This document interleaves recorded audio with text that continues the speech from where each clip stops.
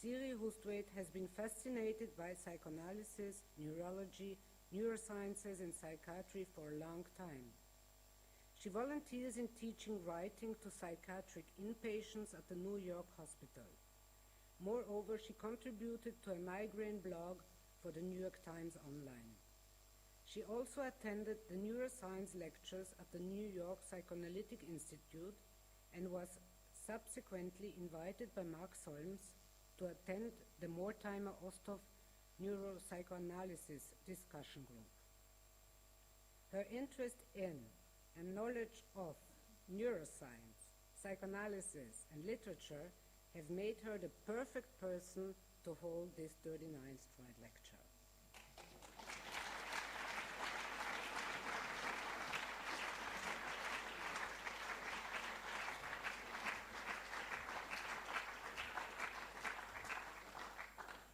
I feel like my life just flashed before my eyes. It was lovely, and I think when you hear what I have to say, you'll realize that it was indeed a very good introduction.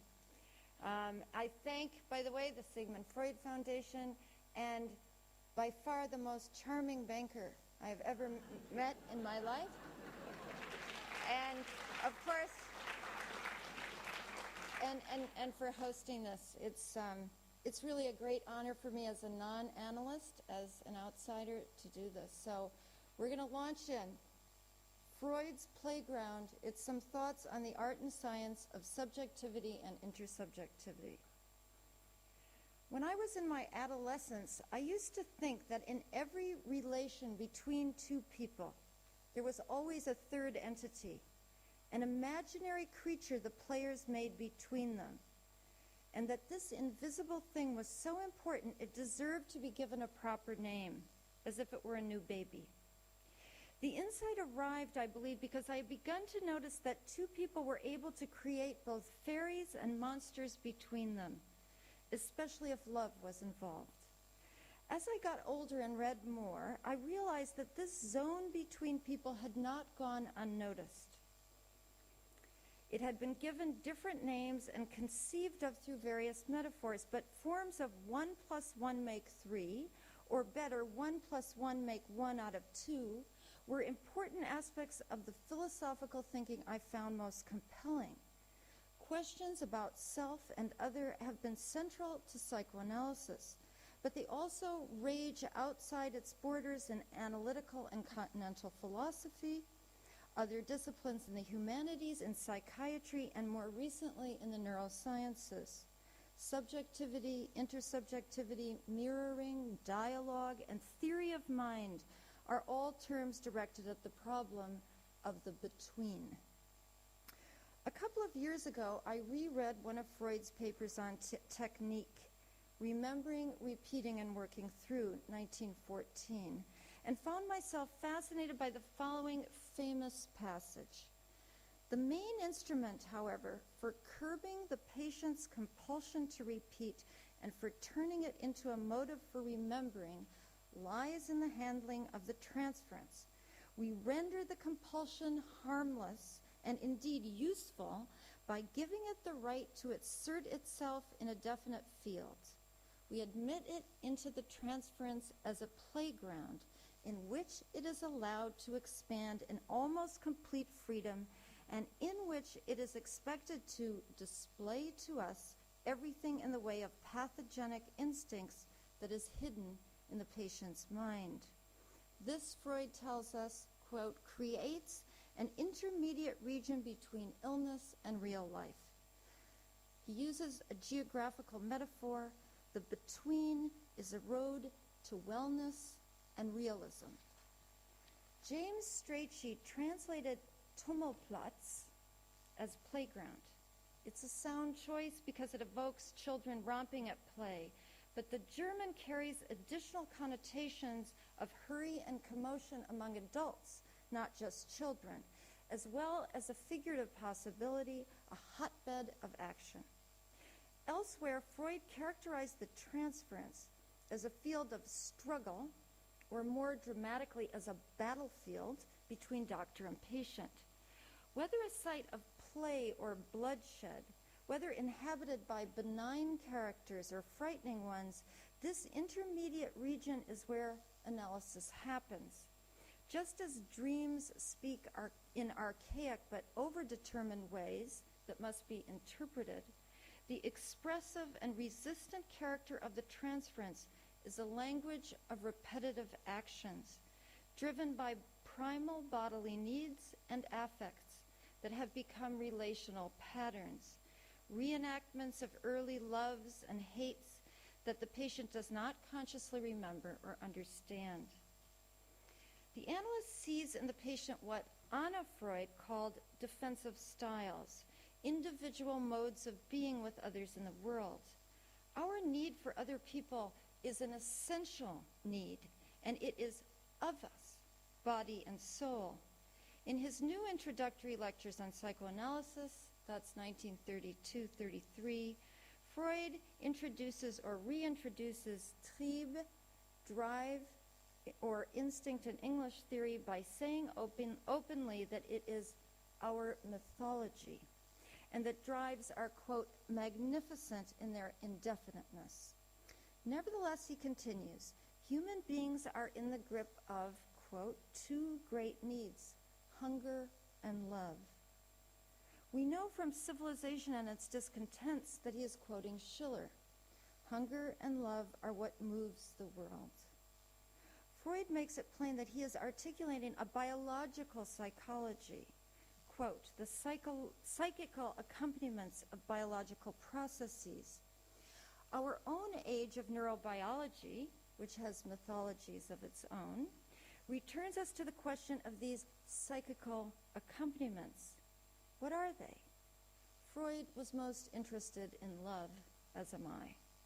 In Affective Neuroscience, Jaak Panksepp writes, this is a quote, "It is now widely accepted that all mammals inherit psychobehavioral systems to mediate social bonding as well as various other social emotions ranging from intense attraction to separation-induced despair," end quote. Mammals do not stay alive by just satisfying their hunger for food. Like rats, we have social and sexual drives, a pleasure principle that animates us and makes us feel good or bad. Although the emotional systems of our brains have much in common with rats, we are born into a world in which people speak to one another. We represent ourselves to ourselves in language, and this complicates matters considerably. It influences how and what we love.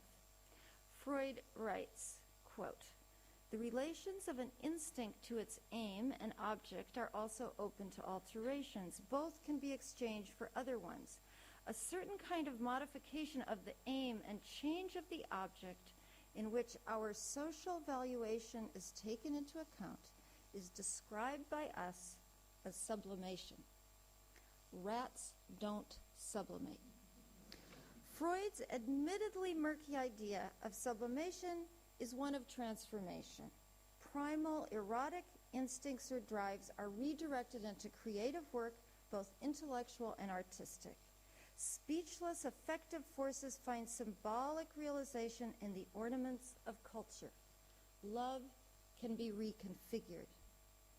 The repetitive style of the patient's relation to the analyst is not symbolized, but it has an object, and the analyst may well find herself playing somebody else, mother, father, sister, brother, which is why from the very beginning transference love was riddled with problems of reality and illusion.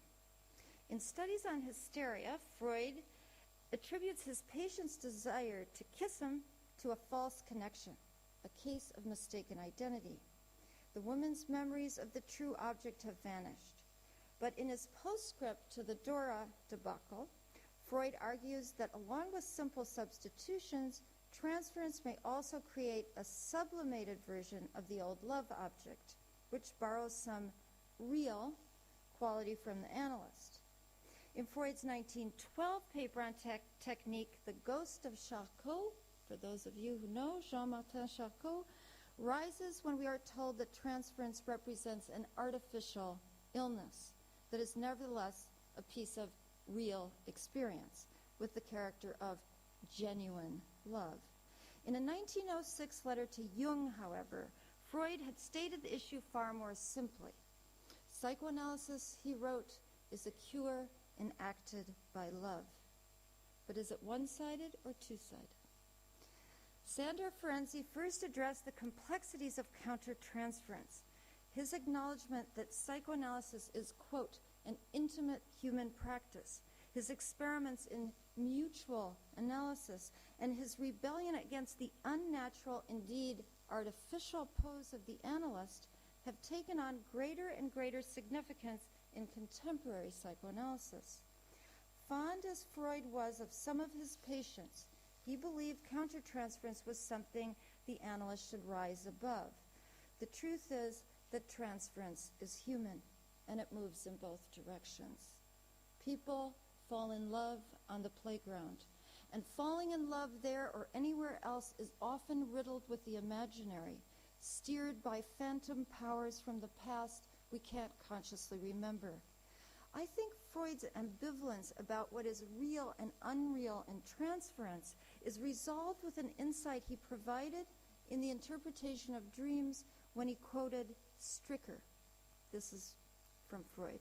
If I am afraid of robbers in a dream, the robbers, it is true, are imaginary, but the fear is real.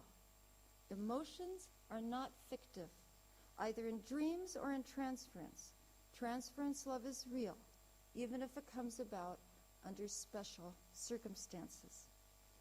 Freud's Tummelplatz, Strachey's playground, became the catalyst for D.W. Winnicott's potential or transitional space, his arena of play, playing, creativity, and culture. Surely one of his most important contributions to psychoanalytic theory. It was only through play that people could, as he put it, begin to feel real. I have been unable to find in Winnicott a single mention of remembering, repeating, and working through. If it's there, I've missed it. But the inspiration, acknowledged or not, is obvious. Freud's language, via Strachey, suffuses Winnicott's prose. For Winnicott, not just neurotics in therapy, but normal infants require, quote, an intermediate state between their inability and growing ability to recognize and accept reality. Strachey's translation is intermediate region between illness and real life. Like Freud's, Winnicott's intermediate area is crowded with illusions generated by play, but it cannot be situated only inside the person. Winnicott's potential space is not inner psychic reality. It is outside the individual, but it is not the external world. That was Winnicott. The transitional object, that bear or bit of blanket, is a real object in the world, but also a symbol, radiant with the infant's fantasies of union with his mother that help ease his separation from her. It is at once a piece of real experience and a fiction. For Freud, the word illusion, the Latin meaning of which is to be in play, illudere, had pathological implications. For Winnicott, we never entirely give up our fictions for the so-called real world. This is Winnicott. There is a direct development from transitional phenomena to playing, from playing to shared playing, and from this to cultural experiences. Music, painting, dance, and the alternative worlds of novels are all generated by play. The connection between play and culture was hardly new. 13 years before Winnicott's paper, Transitional Objects and Transitional Phenomena, Johannes Huizinga published Homo Ludens, 1938, in which he argued that all culture is a form of play.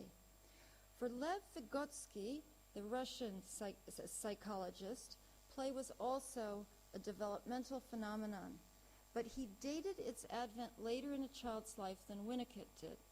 For him, it began with the imaginary situation. When the child pretends, Vygotsky says, he operates with alienated meaning in a real situation.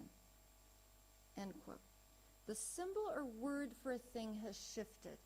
The refrigerator box becomes a house or a cave deep in the woods or a monster that eats children, but in real life, the box is still a box. It is easy to see how theoretically complex this intermediate region can be. How does one frame the subjects involved? Are they monads, each in a private and often delusional psychic space sending messages to each other? Where is the border between them? Can they form a single unit of free-flowing mutuality? Can the interaction be seen as a third entity between them? How much of it is conscious and how much unconscious? What is real and what is imaginary? I have been borrowing Martin Buber's term, the between. For the philosopher, the between was an ontological reality that could not be reduced to either person involved and was more than both. The ideal relation between human beings resulted, this is Buber speaking, in a change from communication to communion. That is, in the embodiment of the word dialogue. End of Buber. It was not a relation of immersion or loss in the other person, not a schizophrenic confusion of I and you. It was a third reality. Buber writes, neither needs give up his point of view. They enter a realm where the point of view no longer holds. The key word in Buber's communion is embodied, an embodied dialogue. This is not an engagement of two intellects, but of two whole beings. For Buber, who was interested in psychotherapy, psychic illness happened in this between. Buber's I-thou dialectic made deep inroads into psychoanalysis in the work of Ludwig Binswanger and Carl Rogers, for example. Buber and Freud were well aware of each other, but the odor of religious mysticism wafting through Buber must have been repellent to Freud, whose philosophical orientation was eminently rational. He regarded religion as illusion number one. Kant's idea that play is the antithesis of reason, that reason must triumph over imagination, and philosophy and science over art, is a continual ghostly presence in Freud. The Kantian hierarchy fit well with Freud's scientific temperament. Science is ideally a discipline of remove. In fact, the scientist is supposed to vanish in the third-person objectivity of the observation or experiment. The I-you dialectic may be an object of study, but it is not part of the epistemological drama. When the cure in question is one enacted through a form of dialogue, two people alone together in a room, the remove, what came to be called neutrality, is an insistence that dispassionate reason guide the analyst, no matter how messy and wild the doings on the Tummelplatz become. Quote from Freud again, we admit it into the transference as a playground where it is allowed to expand in almost complete freedom.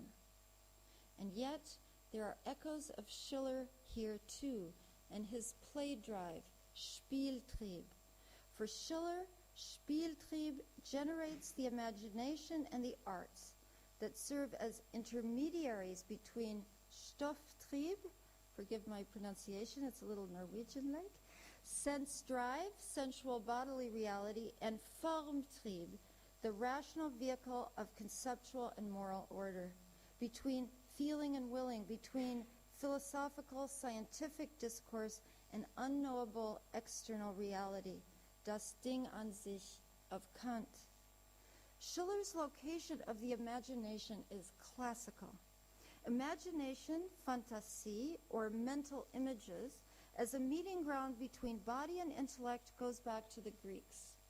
But for Schiller, the integration of passive feeling and active willing, the senses and reason, results in human freedom. Of course, Freud was neither an idealist nor a romantic. Even the repetitions of transference expanding on his playground are not entirely free. His words are almost complete freedom. Freud was a scientist, a doctor, and a Jew. The phrase complete freedom was not in his vocabulary. Freud's drive theory also seeks integration, a way to account for the inherited givens of the animal body and the labile character of the human psyche. He described a drive as, quote, lying on the frontier between the mental and the physical.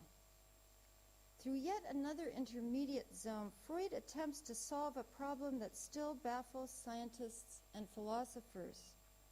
How do ideas relate to neural networks? What are the psychical accompaniments to biological processes?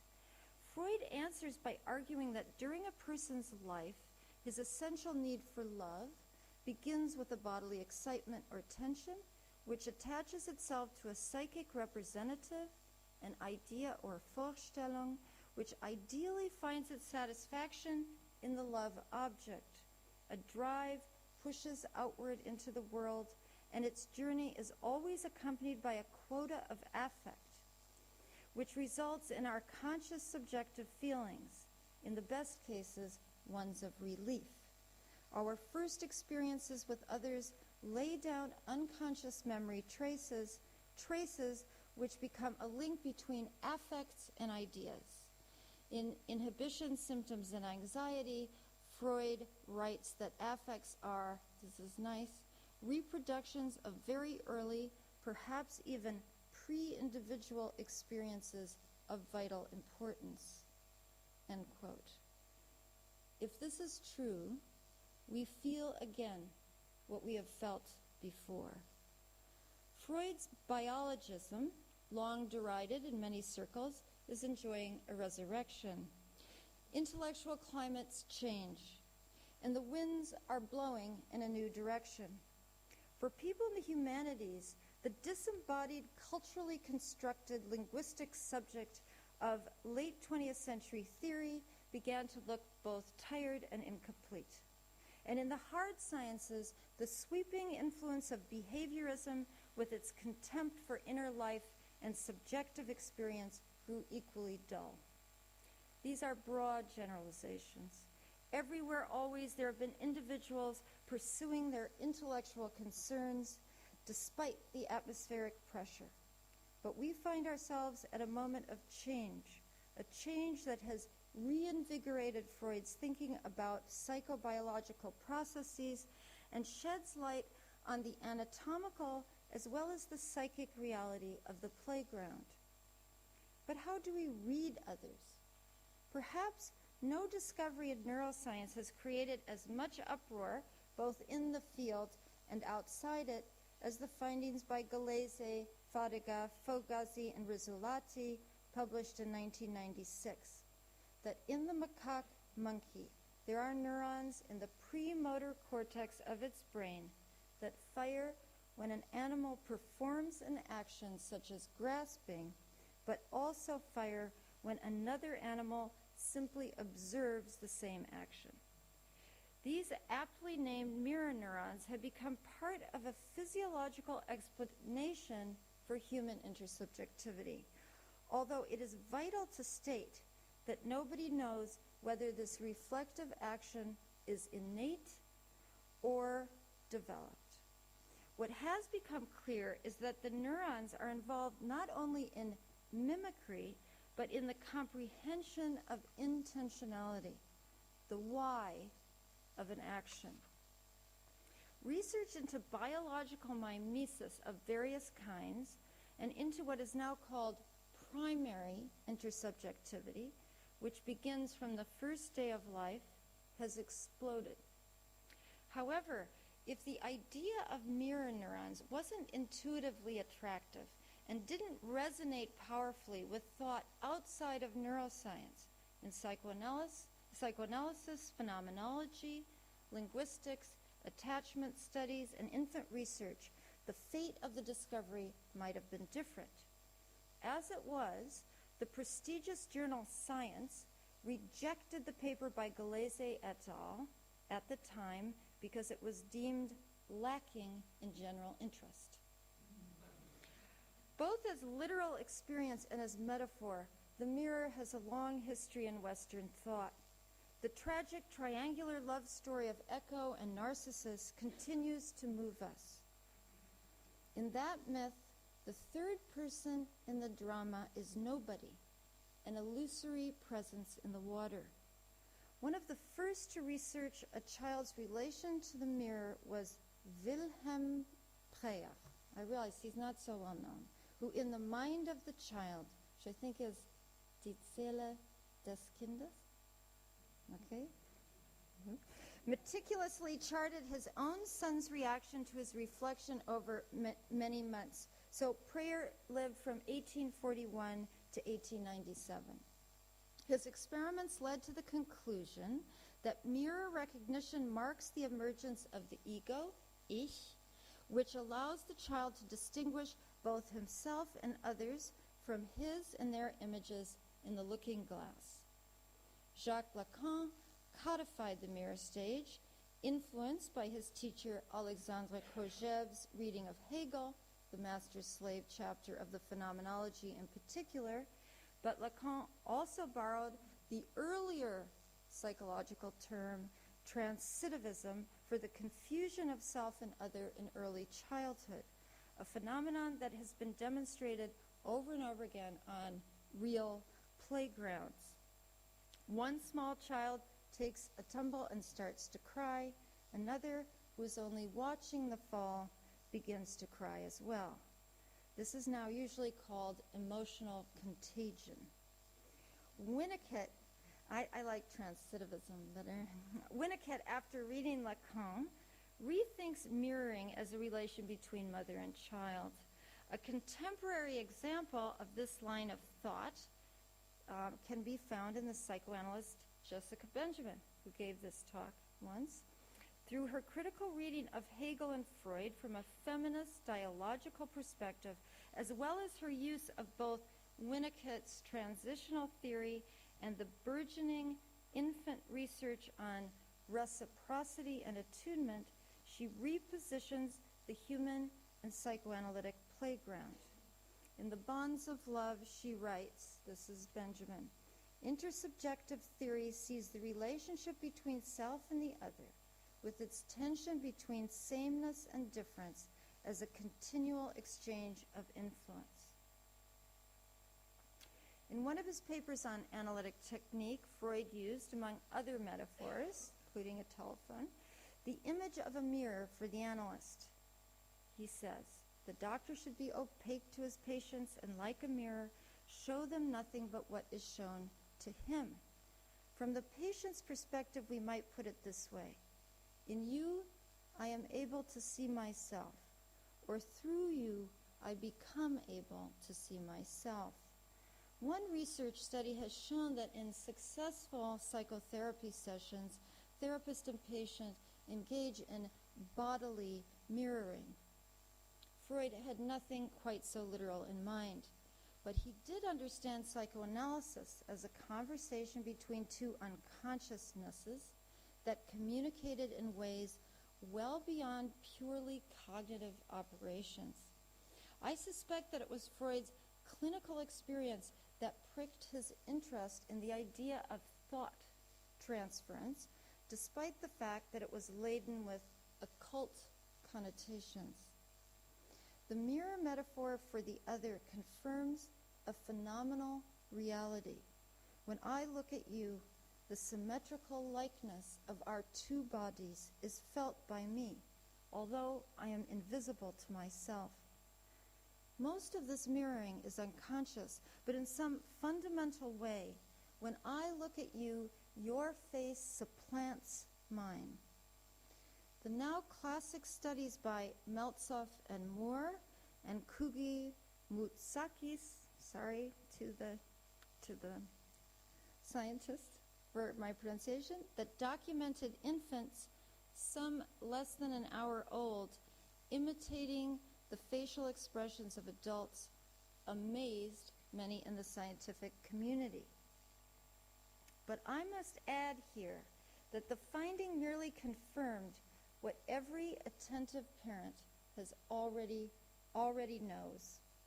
In the first weeks of my daughter's life, she imitated my facial expressions, and she also engaged in what is now called proto-conversation. I would talk, wait a little, and she answered me.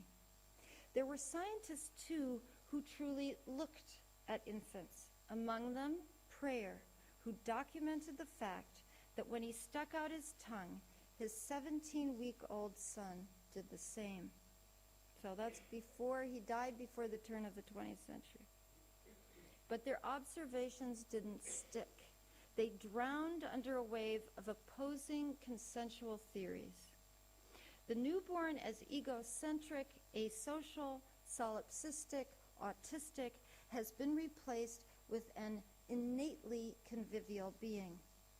In other words, as infant researchers point out regularly, the newborn that has come to light in the last 30 years is neither Freud's, nor Piaget's, nor Skinner's, nor Mahler's. Colwyn Trevarthen writes, this is an infant researcher, quote, "The idea of infant intersubjectivity is no less than a theory of how human minds in human bodies can recognize one another's impulses intuitively with or without cognitive or symbolic elaboration," end quote. The word intuitively is a slap in the face not only to earlier child research, but to the cognitive theorists and analytical philosophers who have addressed the problem of other minds by postulating convoluted, fully conscious intellectual gymnastics based on a paradigm of the human mind as a locked room and the other as a robotic alien. Probably very few analytical philosophers in the audience. But all you have to do is subscribe to the Journal of Consciousness Studies, and you will be impressed by this kind of thinking. Trevarthen, Daniel Stern, Steenbroten, Galeazzi, and others articulate a theoretical position which is remarkably similar to the embodied intersubjectivity of Maurice Merleau-Ponty. In Phenomenology of Perception, 1945, the philosopher argues forcefully against the understanding of others by analogy. He writes, "A baby of 15 months opens its mouth if I playfully take one of its fingers between my teeth and pretend to bite it. And yet it has scarcely looked at its face in a glass, and its teeth are not in any case like mine. The fact is that its own mouth and teeth, as it feels them from the inside, are immediately for it the apparatus to bite with, and my jaw, as the baby sees it from the outside, is immediately capable of the same intentions. Biting has immediately for it an intersubjective significance. It perceives its intentions in its own body, and my body with its own, and thereby my intentions in its own body." None of the later researchers has said it better. The infant's grasp of the other is not reflectively self-conscious. It is an embodied subliminal relation. Mother and infant make a dyad, as John Bowlby understood the two in one. They engage in a Buberian we space. Their mutual rhythms of gazing, vocal intonations, touch, and gesture are attuned to each other in a Winnicottian dialectic. They make music, they dance, they play. And through these repetitions, this shared bodily music, this emotional signaling back and forth, the immature brain of the infant develops enormously. By the end of the first year, there is a conspicuous enlargement of the brain's frontal region. In those first 12 months, it is particularly the right orbitofrontal cortex that develops, an area of the brain crucial to affect regulation.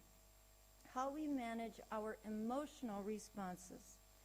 Alan Shore has written extensively on right hemisphere interactions between child and caretaker and their importance in psychopathology. And there is growing evidence that attachment and failures in attachment between mother and child affect autonomic, neurochemical, and hormonal functions in a growing brain. In a 2006 paper in Nature Neuroscience, DePreto et al. Articulate the mutual reflections this way, quote, typically developing children rely on a right hemisphere mirroring neural mechanism interfacing with limbic system via the insula, whereby the meaning of the imitated or observed emotion is directly felt and hence understood. Without dwelling excessively on the neurobiology, which is still in a state of flux, it is fair to say that what has emerged is a psychophysiology of the between, which involves neither nature nor nurture, but both at once, merging without demarcation. Genetic temperament and a specific human story become personality over time.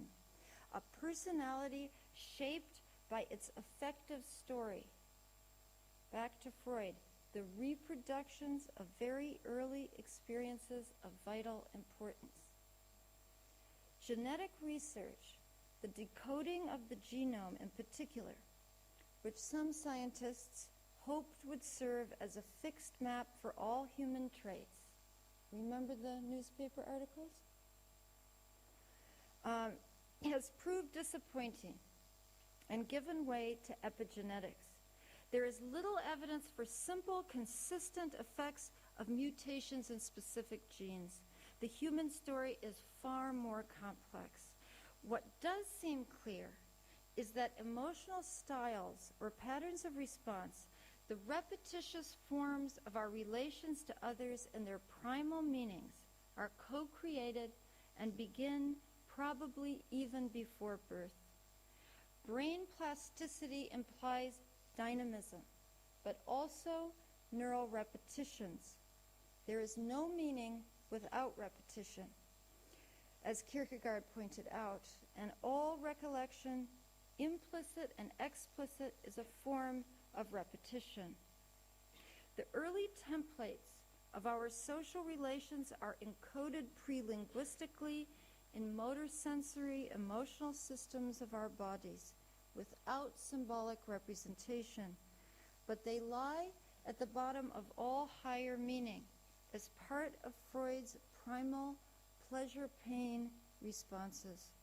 They create temporal bodily expectations that become part of unconscious memory and are essential to our relations with others. They become a dialogical code of behavior that appear on the playground. As Gazzaniga and Lissa put it, quote, early emotional learning may occur in the right hemisphere completely unbeknownst to the left. Learning and associated emotional responding may later be completely inaccessible to the language centers of the brain. Whether they know it or not, there is an echo of Freud in all this. This is how what is not consciously remembered becomes repetition, an automatic affective response. We may intuitively perceive the actions of others through biological mechanisms, but those perceptions are also determined by past experiences. And so, illusions and delusions may walk onto the playground. The person who was neglected as a child will read the wandering eyes of the other differently from the one who was not. Simply seeing his interlocutor or analyst look away from him may generate fear, sadness, or a feeling of persecution in the man who has felt unloved. And he then may create countless verbal explanations to explain why it is perfectly rational for him to feel that way, none of which will touch the actual wound. What we don't explicitly remember, we repeat. And these reenactments of learned emotional responses, mechanical in their appearance, are like a musical phrase repeated sometimes ad nauseum between patient and analyst in an echoing drama that often goes back to our earliest unsymbolized relations.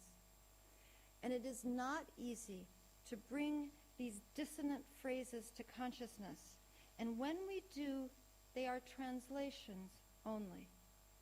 Relational pathologies appear as an adaptation, after all, a defense against a cacophonous between. Buber was right. Psychological illnesses do grow up between people, and it seems that as much as milk, the neonate craves recognition, the eyes of the other on her, through which she finds her own eyes and mouth and tongue, arms and legs and torso, long before she can identify those various body parts in the mirror as herself. The melodies of interaction become unconscious memories, or in Freud's terminology, mnestic traces, the proprioceptive and emotional underground of each one of us. And this music must be distinguished from what Endel Tulving called episodic memories that can be rooted to a time and place in a narrated personal autobiography. As Freud said in The Ego and the Id, things become available to consciousness through corresponding word presentations. I am convinced that Freud was right about words. Self-conscious narrative memories gain their flexibility, motion and time, and their mutability.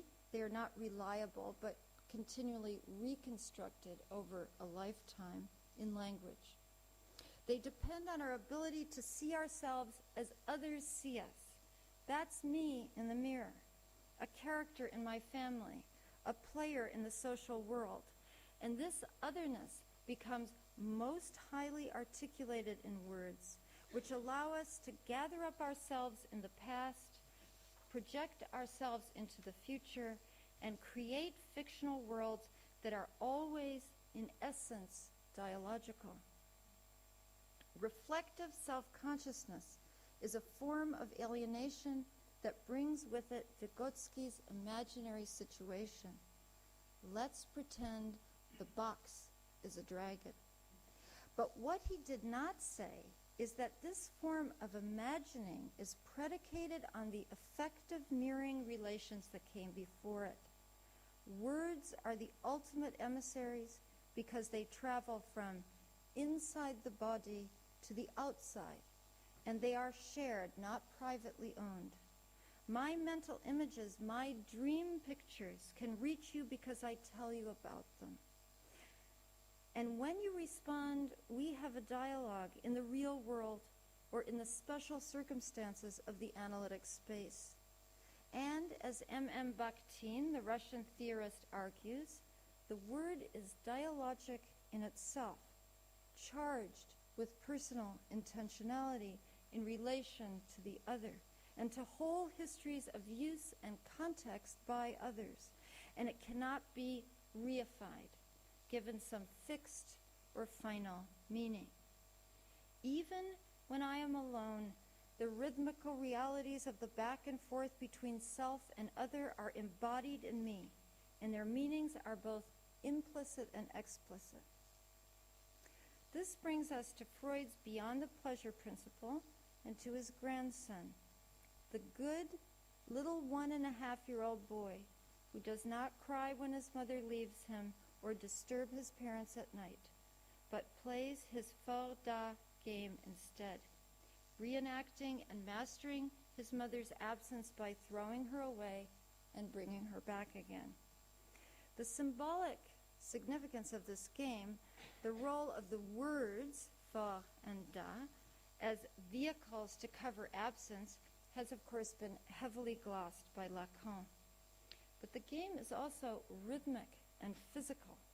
The spool attached to a string is thrown and retrieved. It enacts a relation in a back and forth motion. Freud's grandson plays the between game.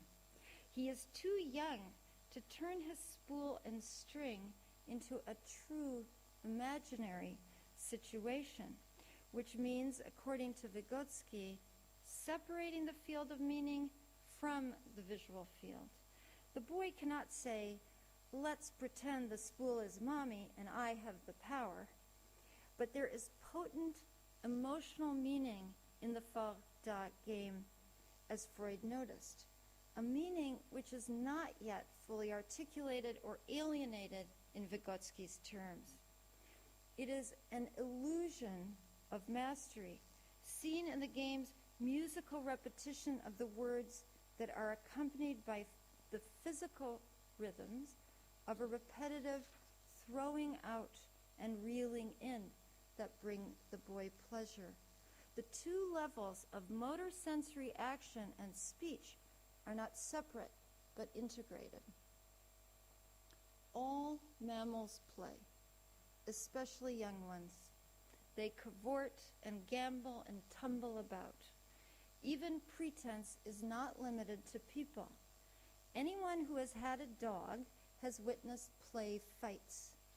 And great apes and dolphins who recognize their own images in a mirror exhibit signs of more sophisticated make-believe. Jaak Panksepp, the neuroscientist from the beginning, has his own version of Spieltrieb, an instinctual play system in the brain that is fundamentally emotional and social, enhanced by certain synaptic chemistries and depressed by others. Panksepp writes, in most primates, prior social isolation has a devastating effect on the urge to play. After several days of isolation, young monkeys and chimps become despondent and are likely to exhibit relatively little play when reunited. Apparently, their basic needs for social warmth, support, and affiliation must be fulfilled first. Only when confidence is restored does carefree playfulness resume. End quote. As Winnicott noticed, some of his patients had to learn how to play in therapy. Before going out onto the Tummelplatz, a person and some animals must feel safe and recognized. Compulsive, involuntary repetitions that have no ludic character, the ones Freud also addresses in Beyond the Pleasure Principle, are often traumatic in origin, and I think they can be characterized without any reference to a death instinct. They are fully somatized, motor sensory, and sometimes visual memories without representation in language. Flashbacks are the most dramatic illustration of this. But the symptoms of hysteria or conversion disorder are also conditions unarticulated by linguistic symbols. As Freud wrote in 1896, these are moments when the body joins in the conversation.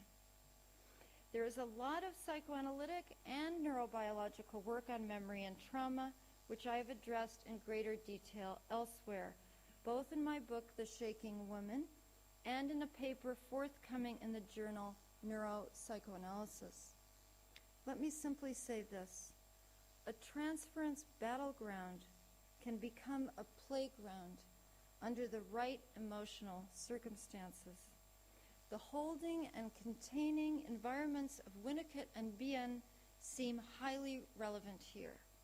And as Freud knew, it is not only profoundly traumatized people who are subject to pathological repetitions in relation to the other or to the analyst, but plain old neurotics too.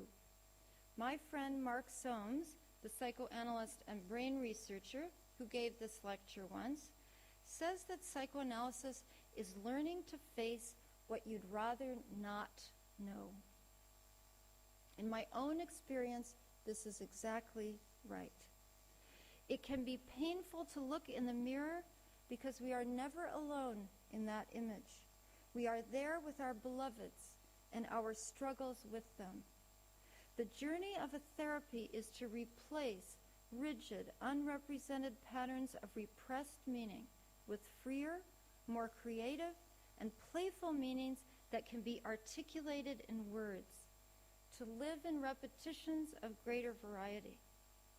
The four-dog game is a beautiful example of the inherently social and dialogical character of even solitary play, an illustration of the two-in-one. At 18 months, the boy is just at the moment of mirror self-recognition. The playground of the child's repetitions is indeed an intermediate space between his desire and the real outside world of others. The illusionary game is transitional because it will vanish from his life to be replaced by new games and fantasies in further bids for mastery. But these later forms of play are nevertheless built on the oldest cadences and bodily rhythms of pre-verbal dialogue. Perhaps the most striking characters of a developing intermediate region are imaginary friends. Those transitional beings that rise up in childhood, spend time as important, sometimes difficult members of a household, and then disappear. The phenomenon is poorly studied because psychologists endlessly stumble over definitions. Do stuffed animals with personalities count? What about the child who becomes the imaginary companion herself? The little girl who, when asked how often she played with Applejack, answered, "I am Applejack." I will give you two examples of imaginary companions I dredged from a tome called Annual Progress in Child Development, 2000-2001. Okay, this is a group of imaginary companions. Herd of cows. Cows of many colors and varying sizes who were often fed and diapered like infants. Discovered when the father accidentally stepped on one. I love that. Okay, here's another one, another imaginary one. Maybe, that's the name, maybe. A human of varying gender, these are quotes, whom the child routinely summoned by shouting out the front door of the family house. The cows and maybe are characters in fictional worlds that serve some emotional purpose in relation to the real world out there. The psychological richness of these figments is apparent even from these brief, completely unelaborated descriptions.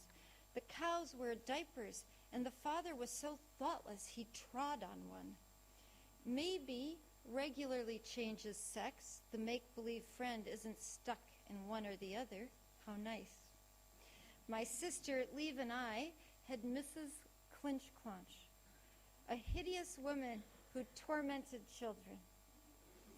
The sadistic exploits of this convenient projection gave us hours of delight and a safe reservoir for our own nasty impulses and whatever anger we harbored against our mother. Like Freud's grandson, we were very good children, and I think we needed our sublimated Mrs. Clinch-Clonch, the female ogre who gave us a ready supply of hair-raising but safe stories. Even very young children know that their friends and play figments aren't real. They inhabit Winnicott's and Merleau-Ponty's potential space, which is not phenomenal reality, the here and now, but an illusory narrative terrain alongside of it. Elaborate story worlds are always the product of double consciousness, of the simultaneity of here and there, I and you.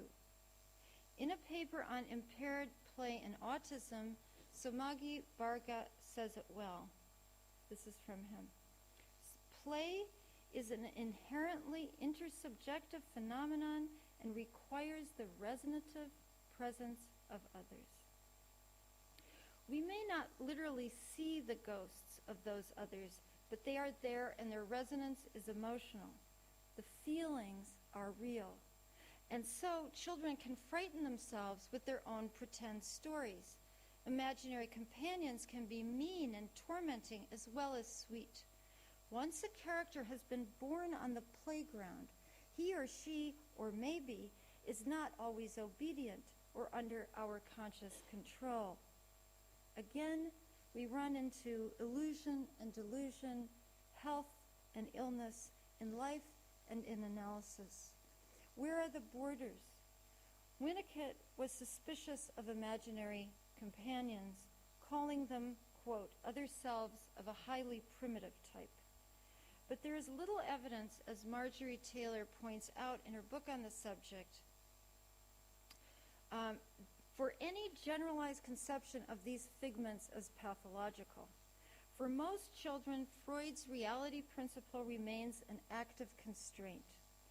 More revealing are the imaginary friends and enemies of neurological patients who mistake their mirror images for benign or persecutory others, who personify dolls and toys, invent imaginary children or strangers haunting their attics, who believe their loved ones are doubles, or identify their own paralyzed arms as the limbs of other people.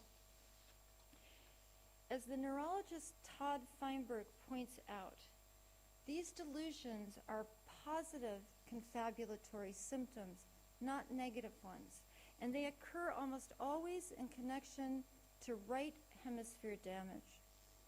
But not all right hemisphere lesions result in delusions. No simple locationist theory can account for them, and they cannot be explained away as a simple filling in of absent memories by the intact language areas of the left brain. Feinberg articulates the connections among these confabulations, the imaginary companions of childhood, and Freud's idea of unconscious defenses. In stark opposition to many of his colleagues, Feinberg, like the psychoanalyst, is interested in the subjective content of his patients' curious narratives. Without their personal narratives, their illnesses remain elusive. After surgery to drain a brain abscess in his right hemisphere, one of Feinberg's patients, J.K., claimed that his paralyzed left arm belonged to his brother. The members of the young man's family lived overseas, and he missed them sorely.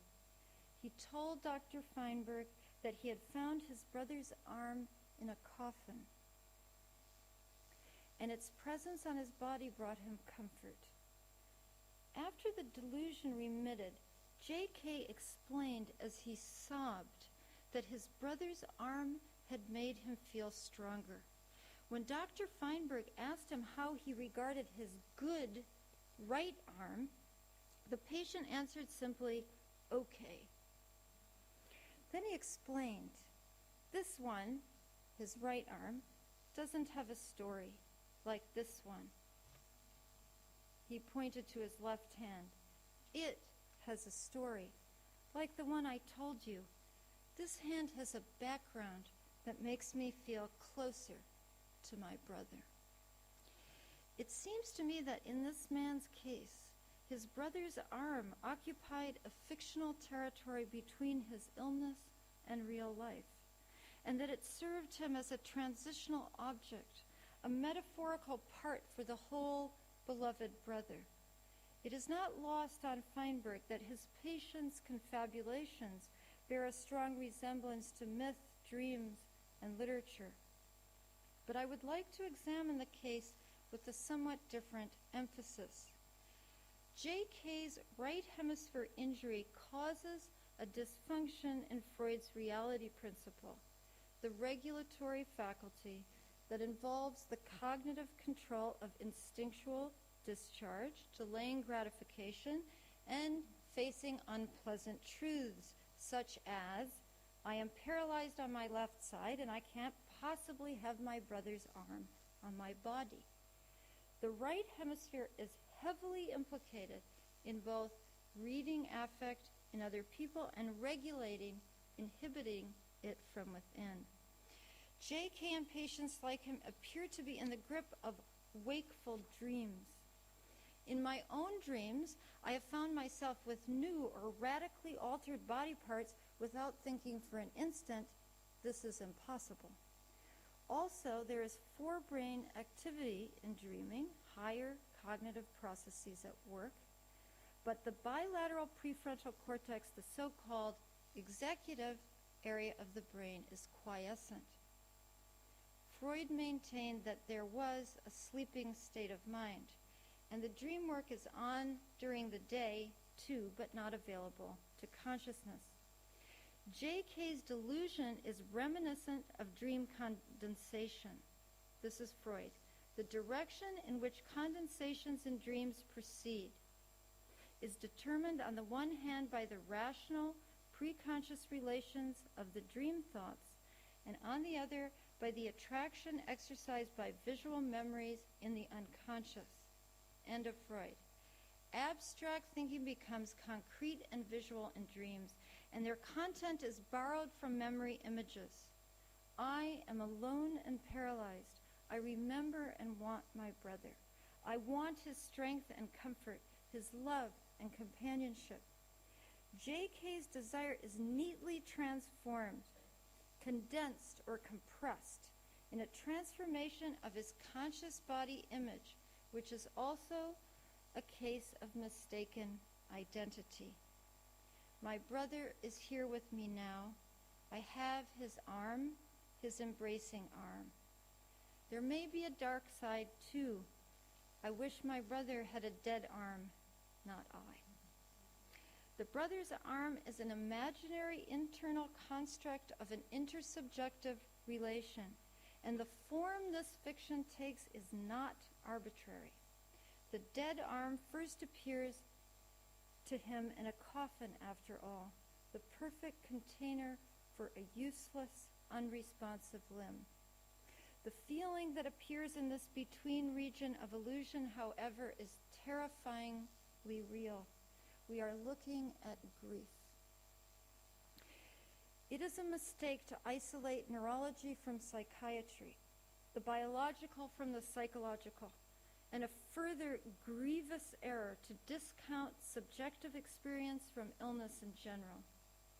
J.K.'s brain lesion may explain the disinhibition that allows the hallucinatory process of the dream work into daylight, but it does not explain either why it erupts in J.K. and not in others with similar injuries, nor does it explain the personal content of that eruption. Many forms of dream consciousness occur in people when they're not asleep. The logical sequences of rational thought loosen in reverie, in the hypnagogic visions that precede sleep, in the free associations of analysis, and in the making of art. Artists and art making always made Freud a little nervous. But in the interpretation of dreams, he turns to Schiller, as he did from time to time. He quotes a letter written by the poet and philosopher to a friend.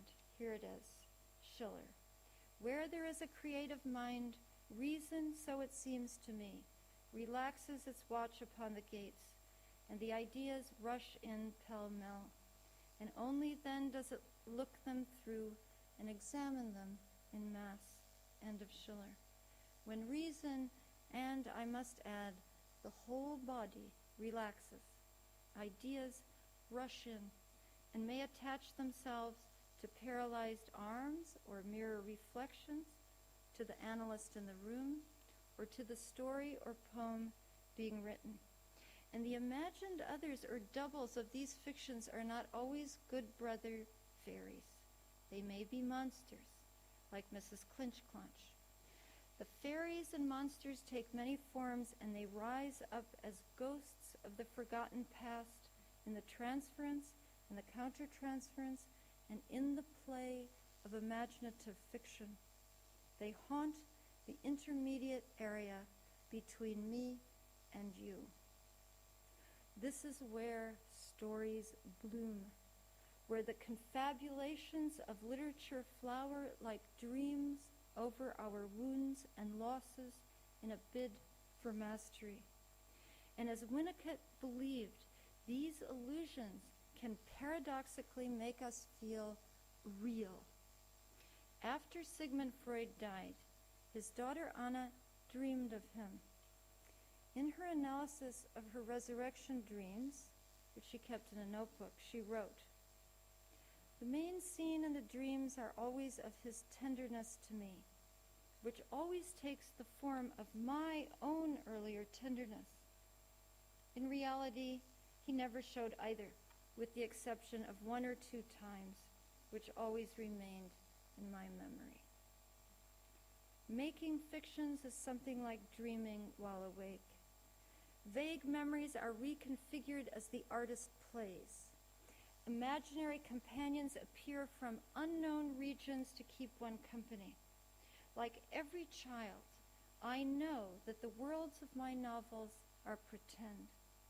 My reality principle is intact, but every fiction I write must be emotionally true to sustain its making, to keep my play in motion.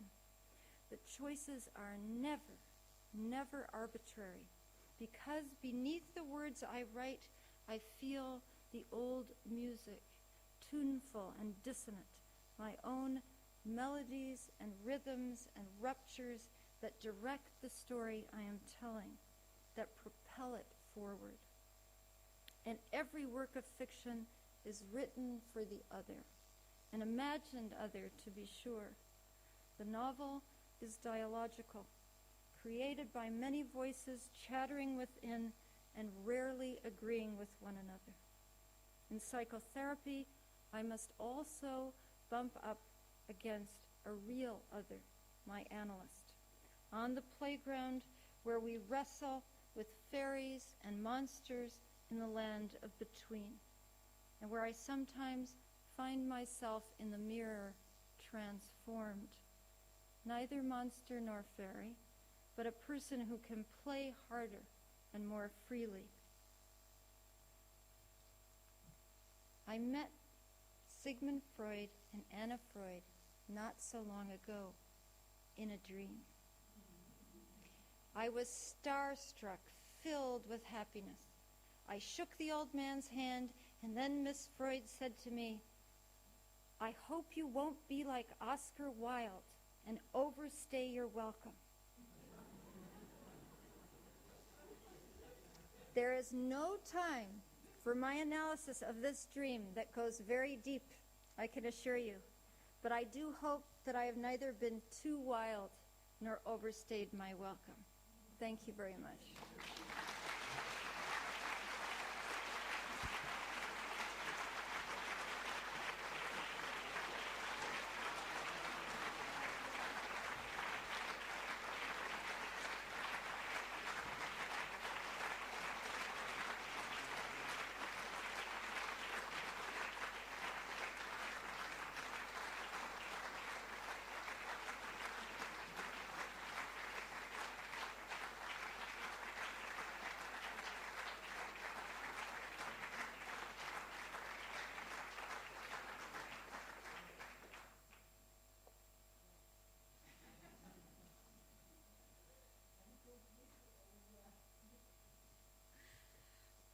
Amazing. It was, I'm speechless, really. If you spoke, I'm speechless. Thank you very, very much. I thought it was kind of an elaboration of your introduction. That was the intermediate Yeah, the intermediate area. between us without knowing each other. Exactly. I hope, I was thinking, God, I hope she doesn't give away the whole thing. No, but it was so rich and so great, and you made such a wonderful circle. It, I'm really, I need time to digest all that and to understand all that, and I want to read it. So, I'll send it to you. yes, please, that would be very kind. What I was very much amazed from the beginning, and that took me for some time was that you said that since as a child you had this feeling that there must be something, that 1 and 1 is 3. Yeah. Can you tell me a little bit more about this? Well, it was actually more in my adolescence. I mean, I was not, I was thinking about things already. But I remember, it's the teenagers, it's the time when you're falling in love, when your friends are falling in love. And I would look at a couple of friends, perfectly nice, each on his and her own. And together, they made a monster. Or that other thing, you would have, a friend who was madly in love, a young man or woman, and they would tell you about the love object, and you would get all excited, and then you would meet the love object. And you realized it was, enchantment. It was a fairy, and you weren't experiencing that fairy thing that they had created together. So it was that. And then I thought, wouldn't it be interesting if that third thing was given a name, so that, Sandra and Harry together made another name? That. I mean, it wasn't theoretically really sophisticated. It was just a thought. Yeah. Maybe it's also implicit in it, this the idea that 1 and 1, if there is something creative between them, is 3. Or yes. Coming to be 3. Yes, that really there's something that, as Buber says, is more than the sum of the two parts, if you will. Mm-hmm. That there really is a third. I mean, I believe this. I think there is and Buber was right. There's an ontological reality, a third place that is created. Mm-hmm. And in analysis, you can feel it in the room. Mm. Yeah. Are there any questions, remarks? There's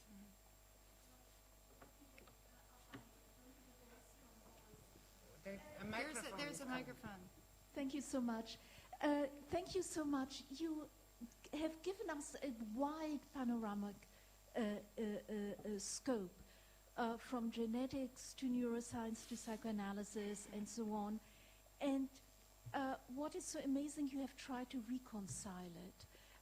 So you have told us a love story about disciplines where everything seems to dovetail and work. Yeah. And then you have told us another love story, the love story of the human being who is close to the animal and then a child and then grows up, and then, quite amazingly, there's something that's always the same, an eternal truth. Yeah. And at the same time, you have told us there's a difference between the playground and the Tummelplatz.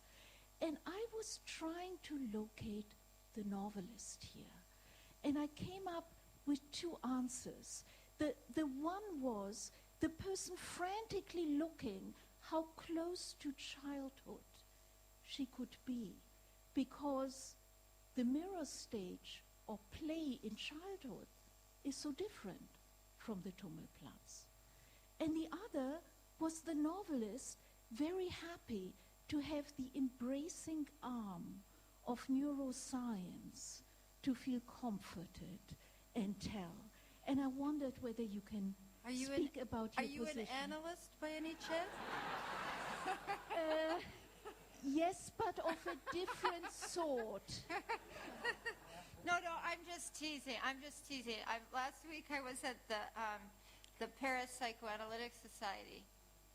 Just all analysts, and I got some very sort of pointed, generous, just like you, questions, and I remember one was similar in the sense that, in a way, it's asking me about probably unconscious material that I simply can't, I could make something up. I could create a confabulation, something to spin out, but I don't know. That's really honest. Yeah.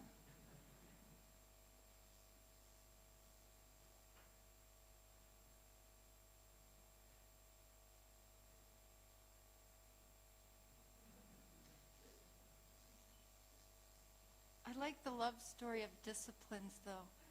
This is my utopian fantasy. Yeah.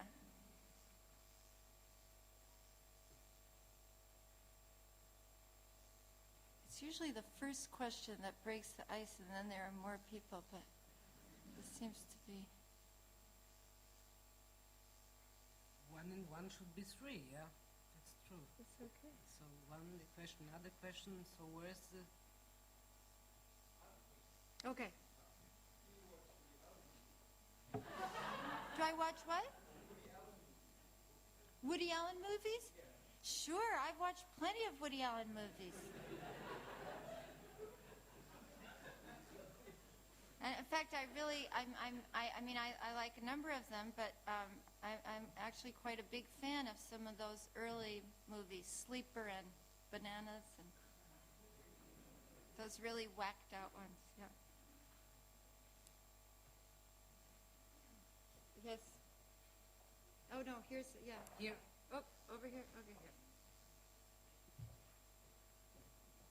Thank you very much for your stimulating talk, and I love very much what you said about the playground between two persons in a relation. And of course I wondered what happens between you and your novel characters. There must be the third thing, and there must be something happening in this playground, but I wonder what's the difference between the relation to a novel character and to a real person? You told us just in the end of your talk, you told us that this must be, or this might be, part of your inner world, the novel, the character, of course. But what happens between the two of you?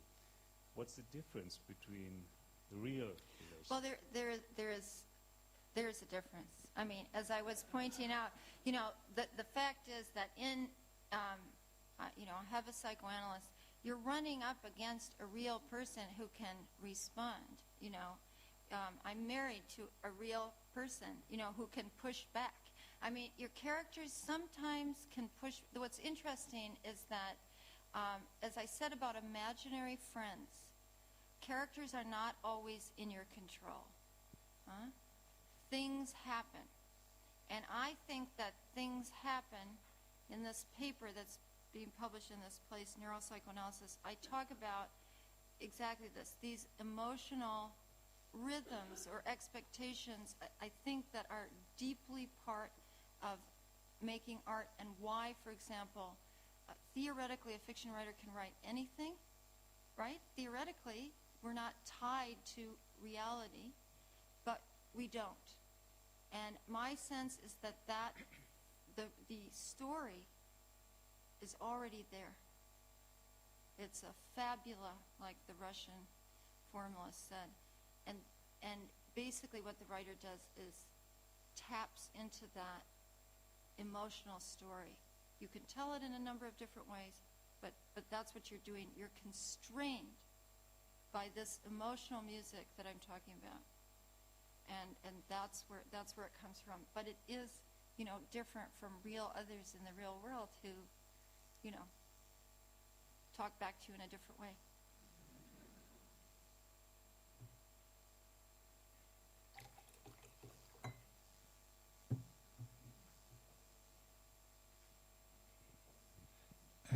I think this story is also part of the developmental process you described of the interactivity of the brain. Yeah. So I think the whole way our brains and our psyches build up is always an interaction long before birth and constantly throughout life. And I think that's the source where you create characters from. What I think would be a next step to look at is what we as a society should take as consequences out of this fact, that all we build up is interactive. So how should we take care of the future generations? How should we start to consciously influence the cultural evolution and all what is going to happen on the planet in the future? Yeah, this is actually a beautiful question and comment. It made such a big impression on me. I quoted him a couple times, Jaak Panksepp, the neuroscientist. He was giving a lecture in New York, and I attended, and he talks a lot about old brain, emotional processes that we share in common rats and, that MacLean called the reptilian brain.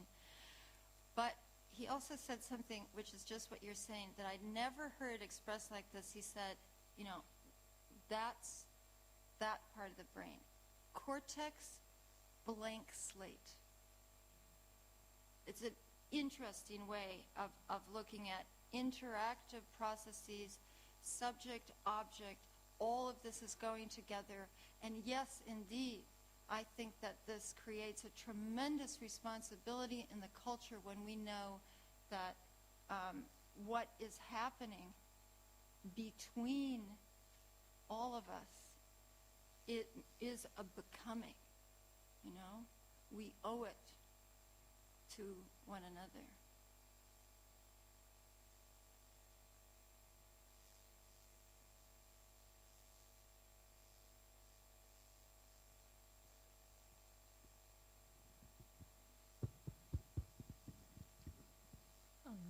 Thank you. This question is still on my mind. The last one, Katinka Schweizer from Hamburg. Thank you very much for the inspiring talk. My thoughts went all over the playgrounds, and I enjoyed Winnicott's ideas in your lecture. And I was thinking about patients of mine. From them, I learned a lot about computer games. Oh, I bet. And to me, that's a totally foreign world. But from people I know, there are. It has an influence. And I'd like to ask you whether you see a chance in computer games for rebuilding something, or is it a risk at all, only?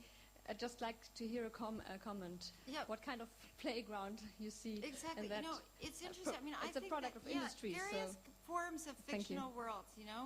There's, when I think about, I always think about the train. There are probably a lot of people, railway spine. That was the beginning of, this.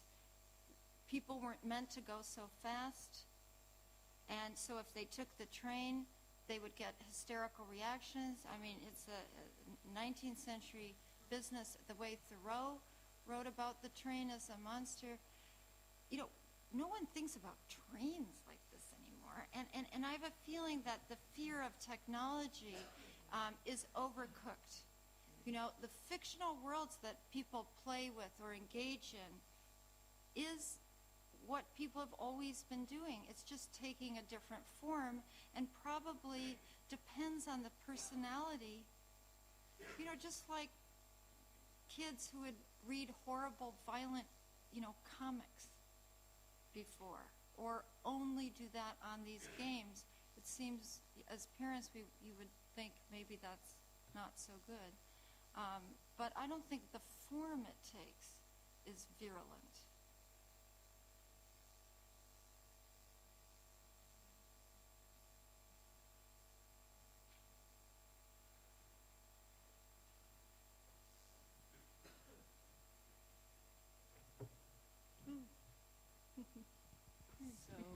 Thank you for the lecture. You told us what brought you to neurology, but even in our conversations before the lecture, I didn't ask you what brought you to psychoanalysis. I think I've always wanted to understand why we become who we are.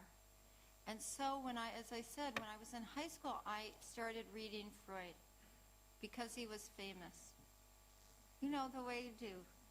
Faulkner, Freud, the canon, and I became fascinated by Freud and didn't understand him all that well. And I have to tell you that while I was preparing this lecture, I would wake up in the middle of the night with drive theory.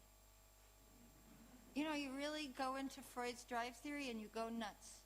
And I would wake up as if I never had gone to sleep, and I was just having quotes of Freud's drive theory in my head. So, he was hard for me young. He's still hard for me at times.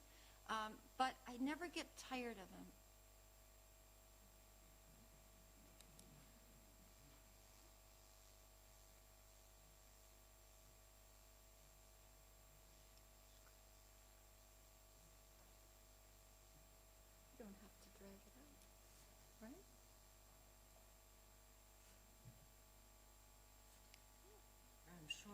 People are cooking.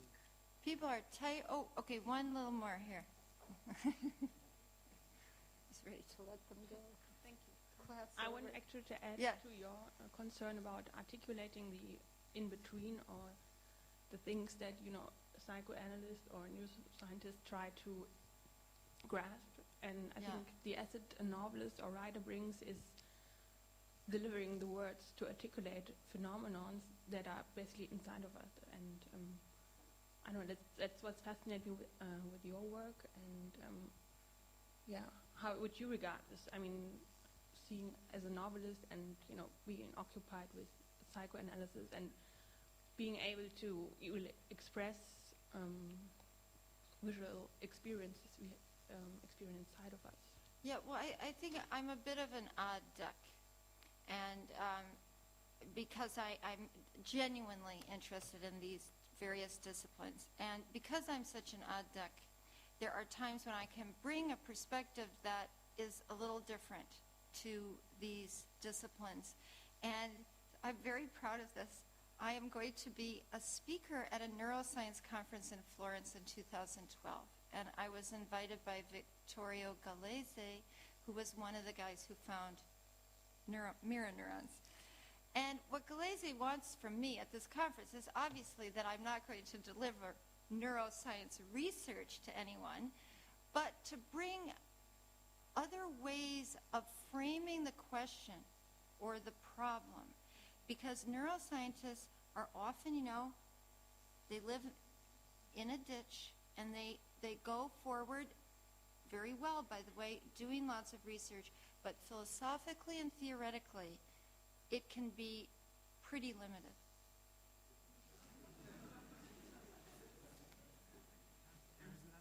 Okay. No, one more. No, I wanted to. You Okay. want to talk? Well, no, soon. We shouldn't Yeah. let people Okay. go. I think Yeah, we're yeah. tired. Okay, yes. I wonder about the relationship between artists and psychoanalysis. We all know Rainer Maria Rilke. He said he would need psychoanalysis, but he would never undergo psychoanalysis because he feared to lose his inspiration, his creativity. Yeah. What do you think about this relationship? Do you think there are different types of artists, some who need and some who couldn't stand psychoanalysis? I think we'll get this off the table right away. My feeling is pretty blanket. I think that psychoanalysis can only help artists because it makes you more relaxed. And the more relaxed you are, the more creative you are. And so it's a myth. I can understand why people built this up because it has to do with the connection between madness and genius. Huh? A very romantic idea, 19th century idea, but I think there is that. But I think psychoanalysis makes you better. I think it's made me better so far. Oh.